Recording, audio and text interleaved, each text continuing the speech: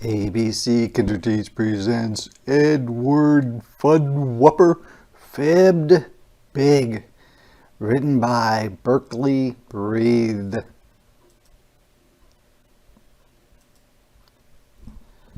From a long line of liars, there's none higher upper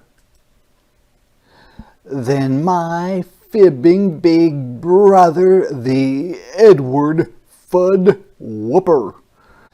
There he is now. I know just what he's doing. He's thinking of who could be next for some fooling. Edward's been cooking up fibs full of fooey. He'll serve them up sweet, all gooey with hooey. Last week he fibbed big and told Mabel Dill, "I've read you've been voted the Queen of Brazil. They want you to come. Bikinis bring 10. I think Mabel went. No one's seen her since then. Yes, he thought them up long and he thought them up tall, but did he think much of me? No, not much. Not at all. Like the time he fibbed big and told Ben and Dinky that I had been born by a poodle named Stinky. That wasn't so nice, but that fib I'd forgive if only he liked me or noticed I live. Early this morning he did it again. He whacked a baseball and things smashed in the den. Dad rushed on over and found Mom's cracked pig. Then Edwurd Fudwupper fibbed way too big. It's all truly, clearly quite simple, you know. The whole thing was done by two pigs from Pluto.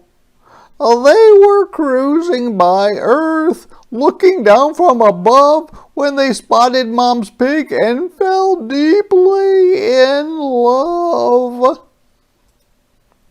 So they dropped one pig here. He just could not resist. That passionate porker insisted a kiss.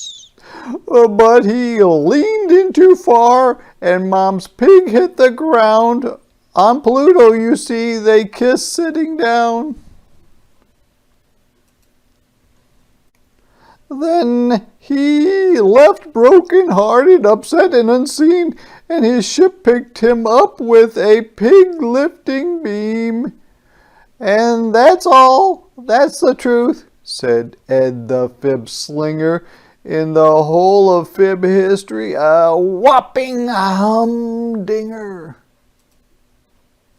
Then a yelp and a howl and a scream from nearby. Lorna May Loon had been listening outside.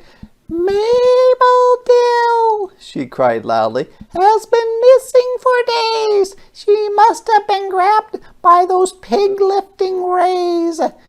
She got to a phone and screamed loud and shrill, "Space Monster Piggies have nabbed Mabel Dill. They're coming for me, and they're coming for you. Send the Army and Air Force and Dog Catcher too." "Shh, shh, oh no, shh, shh."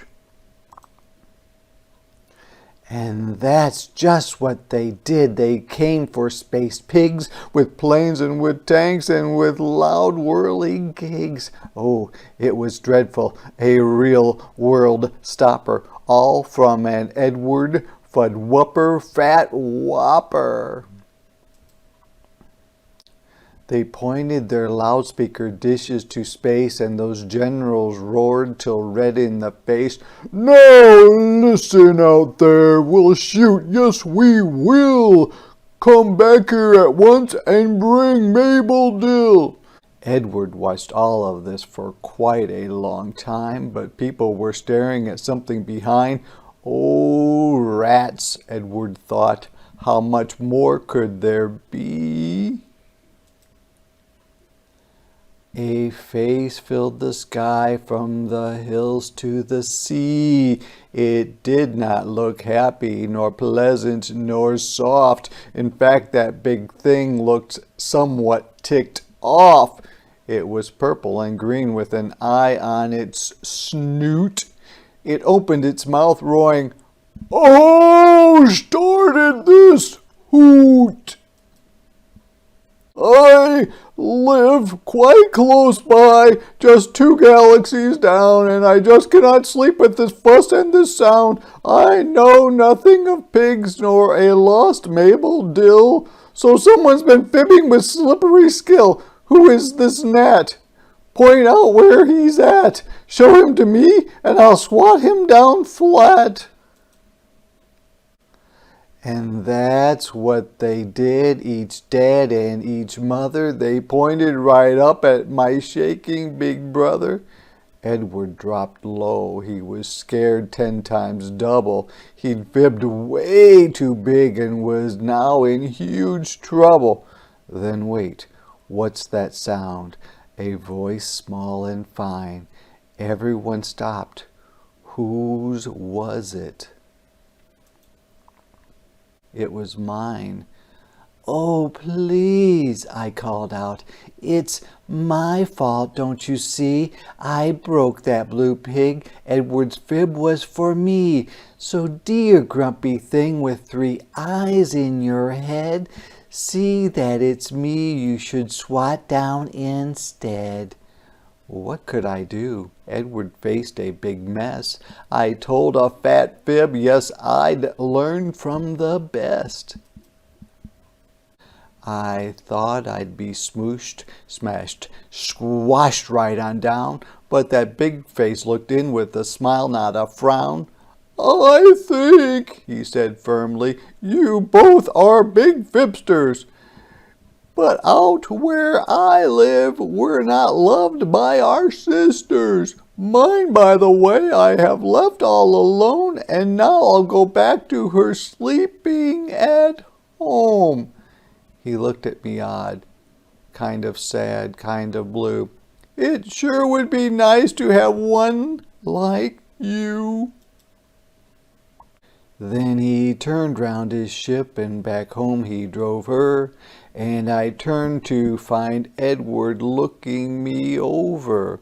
He said not a thing as we walked back to Dad, where there he looked up and confessed, "I've been bad." So we taped and we glued and we fixed up Mom's pig, and we told Mom the truth that we'd fibbed, fat and big.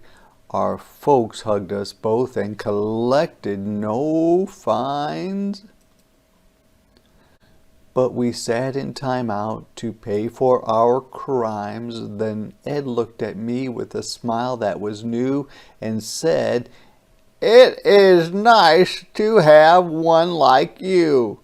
2 former fibsters, that Edward and me, but brother and sister we finally be. And if somebody knows where Mabel Dill went, please tell her from Edward that no harm was meant.